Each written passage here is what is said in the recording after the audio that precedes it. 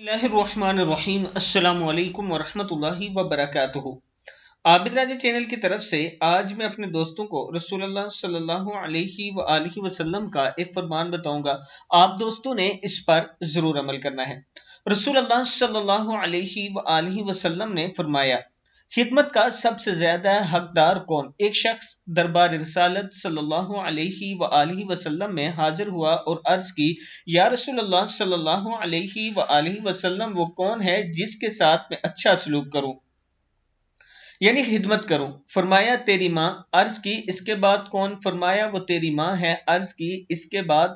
फरमाया, वो तेरी माँ है। इसने चौथी बार अर्ज की, या रसूल अल्लाह सल्लल्लाहु अलैहि वसल्लम, इसके बाद कौन है? फरमाया, वो तेरा बाप है, यानी वालदेन के साथ अच्छा सलूक करो। रसूलुल्लाह सल्लल्लाहु अलैहि वसल्लम से जब 3 बार ये सवाल किया गया तो आपने फरमाया, तेरी माँ। और जब चौथी बार ये सवाल हुआ तो आपने फरमाया, आपका बाप, यानी आपके वालिद।